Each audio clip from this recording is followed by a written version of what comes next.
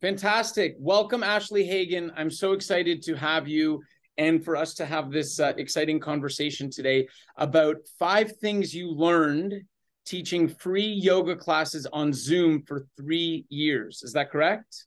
Yes. Well, it'll be almost 3 years, but we all know that 2020 was like longer than a year, right? So it'll be 3 years since the pandemic really struck, almost 3 years ago. So pretty much, yes. Daily meaning every weekday. I got to take some days off, but every weekday.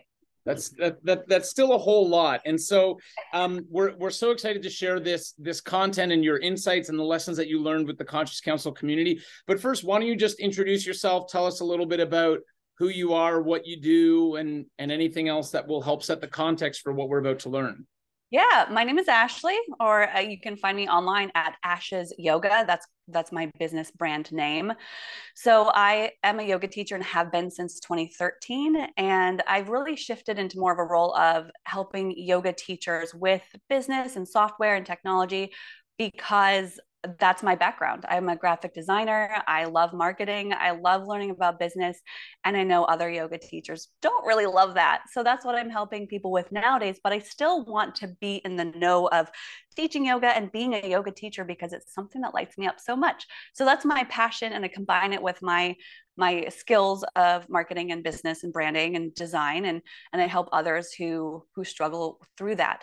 I have owned a studio in the past through the pandemic, which was not fun, but still worked out.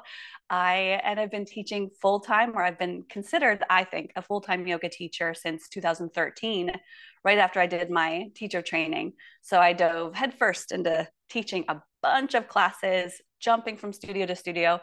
And nowadays I work from home and I really love it. So my life has shifted, and my career, my style of teaching has had to shift too. So I teach from home, I work from home. Occasionally I might pick up an in-studio class, but I'm no longer jumping from class to class 3 to 4 times a day. And I think I prefer this pace nowadays. And I want everyone to find that pace that works for them. So that's what I do.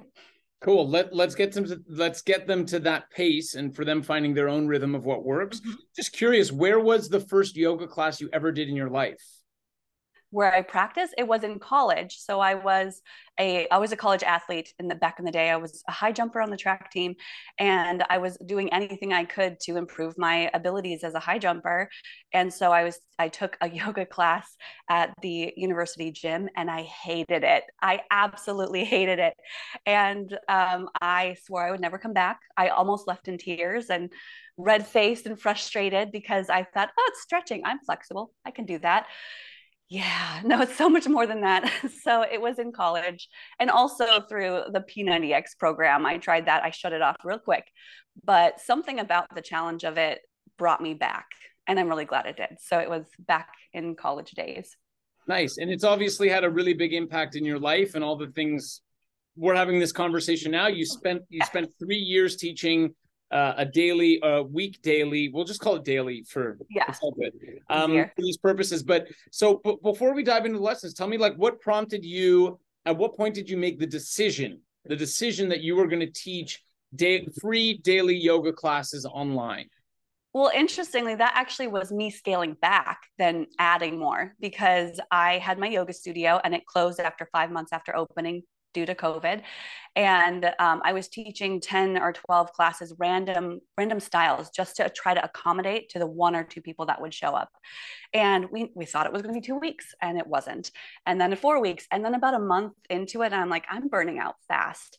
So I ended up thinking to myself, okay, if I taught one class, what would it be? Or if I could only practice or do one class, which one would I prefer? Not, hey, everybody, what do you want to see from me? Instead, it was what can I stick with for the long term? And so I cut out the yin classes, I cut out the vinyasa, I cut out the power, Ashtanga, Budokan yoga, whatever crazy styles I was teaching. And I knew for myself, my 10-year practice of stretching in the morning, that's what I wanted to do. So it was a few months into the pandemic hitting that I said to myself, I'm sticking with this one class. I've got a 1-year old. I have no daycare.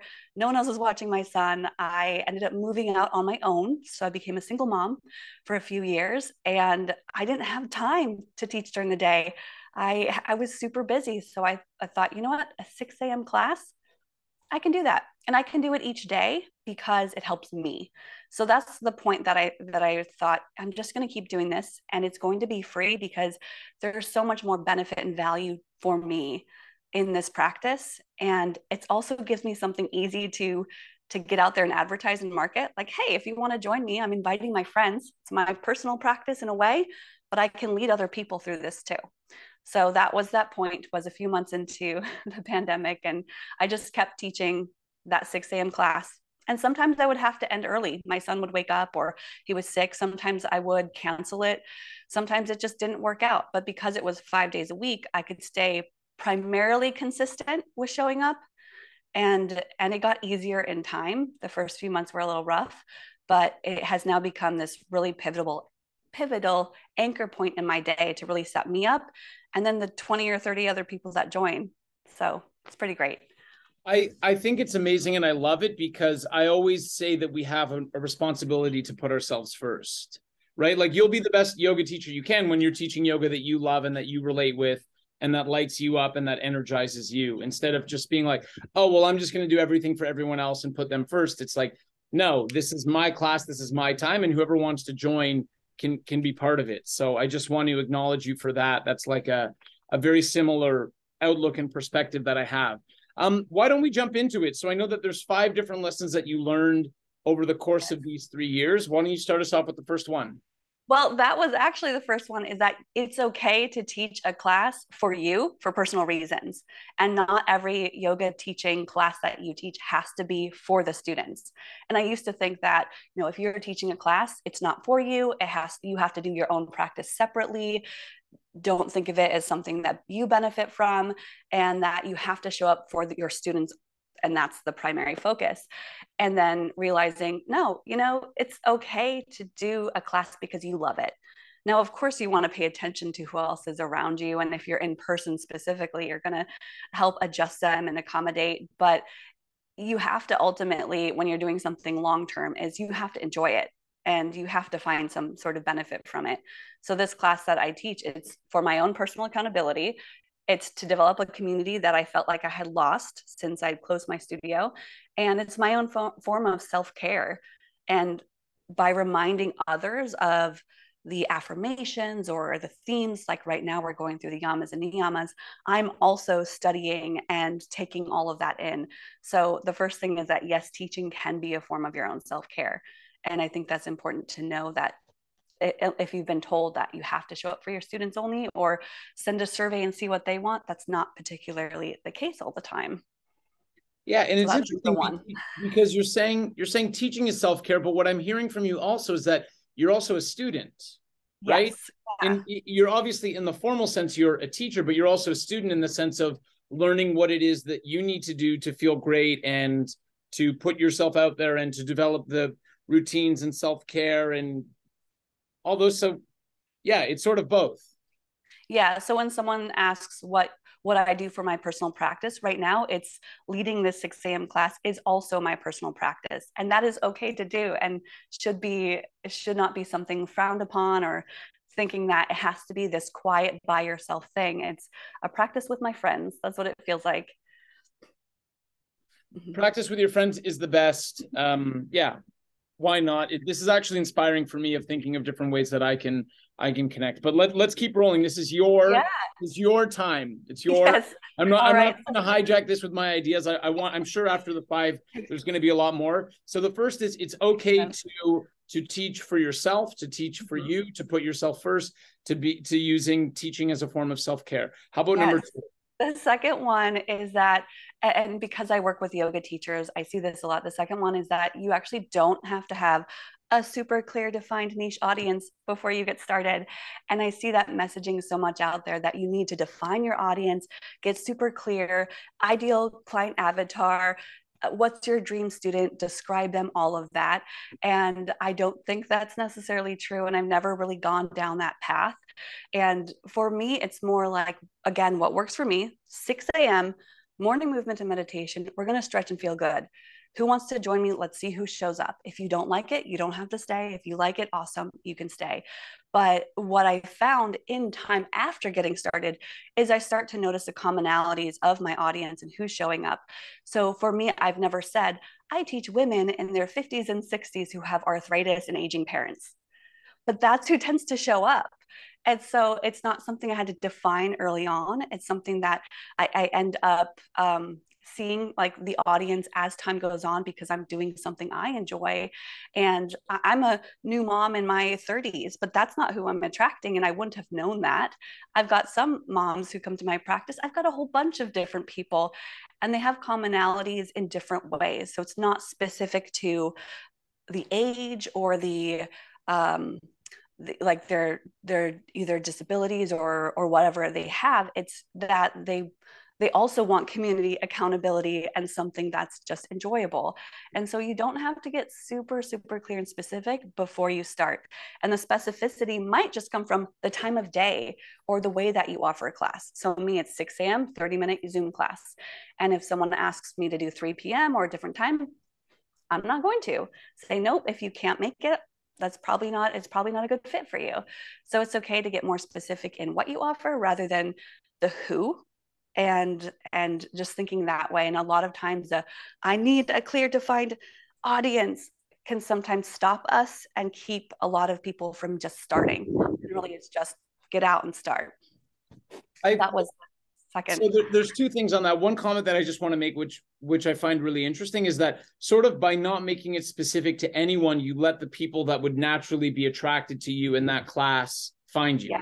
Instead of selectively sifting and saying, oh, well, it's only people who are runners and do this and wake up at 8 a.m. and blah, blah, blah. You're like, cool, I'm here, I'm doing my thing, and whoever shows up, and that's how it works. Yeah, the people who are attracted to my personality and energy of what I put out in my marketing. So like Instagram Reels or on YouTube, if people see those and attracted to what I share, not necessarily the practice itself or what I'm teaching for free or paid or on Zoom, but if the energy attraction is there, they might want to try it. And that could be, that's a variety of different people. And so I'm not limiting myself. It's open to everyone, but of course not everyone's going to stay. So there does become some commonalities in time. But yeah, if I would have waited to clearly define who I'm teaching, I probably would have never gotten started. And what would you say to a teacher who might be watching this who says, oh, but I need to grow and I need to be bigger and I need lots of people and all those sorts of stories? I would say your focus is probably on the wrong things. So, or just the focus on growing and growth, constant growth. That is, I mean, it's good to grow, to be in a stage of growth, but take the steps that experts or people who help you grow, take the steps, do the work, and put yourself out there. So a question that comes up a lot is, well, how do I do it? Well, there's Google. There are people out there. There are people sharing with you their strategies. Actually listen to them and take the steps to do it. And a lot of it's, for me, the main thing, consistency. The biggest thing with all of it is consistency over a long period of time. And if you give it 2 or 3 months, it's not enough time. My Zoom class that I've taught for free for almost 3 years now had 0 to 2 people show up for the first 10 months. But I still showed up because my reasons for doing it were not because I wanted to grow. It wasn't because I wanted the class to grow. It's because I wanted myself to grow. So when I focused on growth, eventually it slowly did become bigger. And I started actually inviting people about 10 months later. Instead of just keeping it kind of hidden, I put myself out there. I started sharing on Instagram and Facebook and email and inviting people to this class when I knew it was something I could stay consistent with. So you've got to give it a lot more time. Nice. I love that. So lesson number 2 is that you don't need a niche in order to do it. How about lesson number 3? Lesson number 3 is about the class itself. And because I started out teaching yoga sequencing, I get questions about how to get more creative. And the truth is, you do not need to be creative in your yoga classes. So there's some thoughts out there that, every class needs to be different. My students are going to get bored if I teach the same thing every day. Or every week. And that's simply not true. From my experience and from talking with other teachers who are more experienced, is that your classes don't have to get too creative. And creativity can come in different forms, not your sequencing style or what you're teaching. This class that I teach is the same format every day. And I've never gotten a comment about people getting bored, or that they wish I would change it a little bit more. Instead, they say they love the consistency of it. They love that they know what to expect. And there's a few little creative things in there. I'll change up some of the poses, and the theme changes every day. So I might like draw an affirmation card and say, this is our affirmation of the day. Now let's get started. We always start standing. We always do. There's a structure that I have to it, a very simple structure. And my goal is that the students or people that take this practice get to know the structure and are able to do it on their own. So I want them to take this, do it on their own. I don't want them to always have to have me as a leader. I want them to learn to lead themselves. And I also hope that people take this format that I have for this free class and teach it to other people. I am freely giving it because it's simple. It's not proprietary. It's just a 3-part series, and people can stay for the first 10 minutes. They can leave. So it's really open, but it's similar day to day.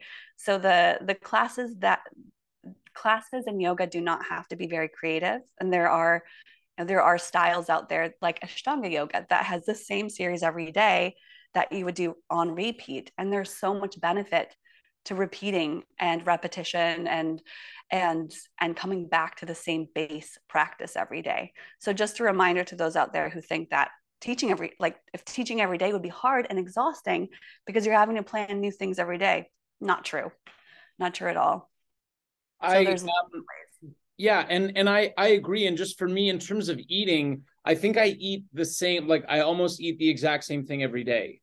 Yes. And that's because it's delicious and healthy and I love it, and I don't feel like I'm missing anything at all. So I agree with you. I'm just curious, what do you think the number one reason that people show up to yoga classes are? What's the number one reason why people show up? Number one reason, I've asked this in a couple of my classes. Some of it is a lot of it's eliminating stress. That's the biggest reason, is because they're stressed or overwhelmed and they heard that yoga could help. The reason I started doing yoga was because of my physical capabilities. I wanted to be a better athlete. So some people it's because of flexibility and mostly flexibility we associate with yoga. But what I've seen is mostly due to little aches and pains and mostly like feeling overwhelmed or needing something to help with stress levels. That's what I've seen lately is I'm stressed out. I heard this could help. Let me try it. Yeah, and it makes sense too then that you don't need to change it up every day if what people are looking for is to manage their stress or work out kinks in their body or try to achieve peak performance. They just need to basically stretch and breathe and connect their mind and their body at the same time in order to do that. And you don't have to reinvent the wheel every time. Yeah, I consider a yoga practice to be the complement to everything else you do in your life, not the main like workout or main thing you do, but it should complement the rest of your life. If you're an intense athlete, you may need more meditation or mindfulness practice. If you do use yoga as your workout, maybe it's more rigid, structured, and athletic based. And so it needs to complement what the rest of your 23 or 23 and a half hours brings to your life. Exactly. Perfect. What is lesson number 4? The fourth one. So I've heard this quite a few times so the main thing is, and this is the main overarching lesson really, is that there's no one best way to do things, or there's no one way, and there's no best way to run a yoga business, to do a yoga practice. I hear the comment of, what is the best such and such, or what's the best form of yoga, or thinking that one person's strategy is helpful, or it might be, but it might not work for everybody. So I have a webinar that I did teaching people how to teach free yoga and how to grow their business with free yoga. And I've gotten comments from those coming back to me saying, I tried it for a few weeks and it didn't work. Going back to, you have to give it more time. And the reasons have to be similar to what I'm doing. So if your reasons are different, if your reasons are, well, I want to make money teaching a free class, or the main purpose is that, it's probably not going to work for you. And there's probably other strategies that are better for you. But this strategy that I do a free class over a long period of time, and I do make money from it. I do. And there's many ways that I do, is a strategy that is not something that was taught to me, but something that I just sort of stumbled upon. And it's something that a lot of people don't agree with, or they don't believe can actually work. But it's because there are more common strategies that work maybe a little better for the majority. And for example, I don't teach private yoga. I don't like it. Not that I don't like it, I'm just not that interested. And some people will tell you that private yoga is the best way to grow a yoga business and make money and earn a full-time income. And that might be true for some people, but it's not the only way. And one thing my yoga teacher taught me is that if someone tells you there's only one way to do something, they're trying to sell you something. So if they tell you there's one way, they probably have a program that they want you to buy into. But there's so many ways to be a full-time yoga teacher, to earn an income. And this is one of them. So if what I do resonates, awesome, try this strategy. Remember, it's a long-term thing. But if this is not for you, that's okay too. There are a ton of other ways to do it. It's so liberating to hear you say that, because it just takes all of the pressure off of anything.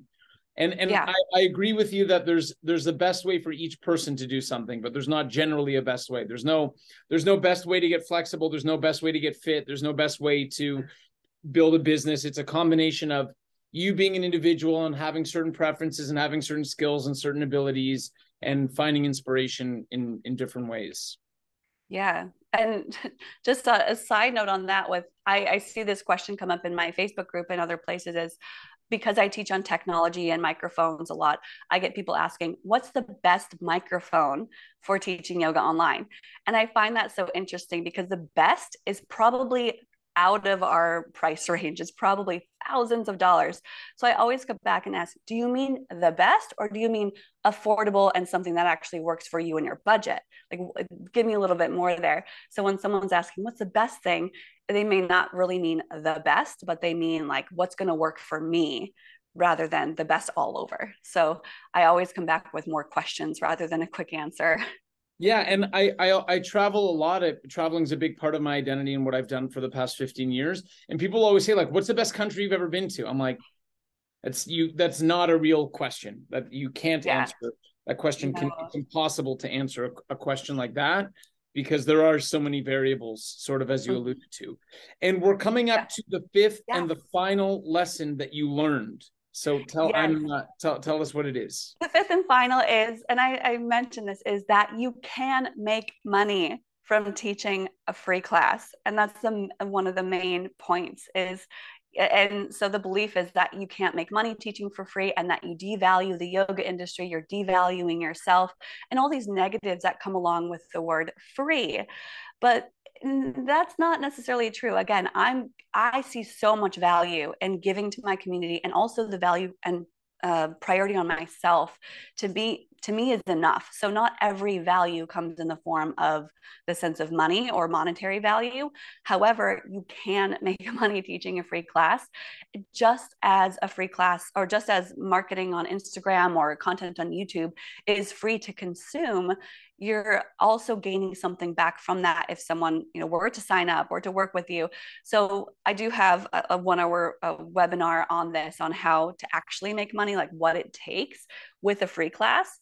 And just to share a few options out there, and what I do is I do have it set up as a donation or pay what you want type of style, so people can actually leave a tip. And so on there I have pay $5 to buy me a coffee. Or at this point, I actually have the $5 listed as contribute to my diaper fund, because I'm having a new baby soon. And so people might click on that, or they can join for free. So I advertise it as free, but once people get into it, I find that people want to pay and support. So there's that option, of course, is to have donation or tips or pay what you want. But as a reminder for that one, don't expect it. So if someone goes in and says, I put a donation on my class and no one's paying me, well, that's because you're expecting it. So don't expect it, but people who want to join regularly or who see value in it will pay. And some people either don't have the funds or not able to, and that's okay. And we have to really be okay with them not paying. And just the service of giving is enough. And then another way I do it is I also have a membership set up for people who do want ongoing support or the replays. They can pay $25 a month. Now I could raise that price, but I just chose 25. It's simple, easy to opt into. And I mention it every so often that you can join the membership if you want to support, and if you want the replays. So I don't give the replays away unless it's people who pay. And I could create different bundles from these replays of videos. So for instance, I just did Yamas and Niyamas series. I could put that into a 10 video series and sell it. I can now email my people as well. So with this registration, it's not just a free link, join on Zoom. You have to register. So there was a point once where I had 123 people register one morning, and I'm like, Zoom can't even hold over 100. So not everyone showed, but I had a reel kind of go viral on Instagram, and I had a ton of people sign up. And nobody paid that day because I was still new to them, and that's okay. But I got their email addresses. So what I do now is I have a new program launching or something else, and I can email them and invite them into my paid programs. So building an email list is a big thing that has happened with this class. I have over 1,300 emails now over 3 years, which I think is a good amount, and from this one class. And so there's just a variety of ways that you can use either email addresses for your next programs or inviting people to work with you in private sessions. So many ways you can give a call to action while you're also teaching a free class. So it's not the only thing that I offer. Sorry, I was muted there. We're going to include a link so that people will get access to that that course about how to monetize it. So this is awesome, and also congratulations on your second baby, which is coming. I was tempted to interrupt you, but I did not. But I'm super stoked for you, and I hope the diaper fund just goes skyrockets through the roof.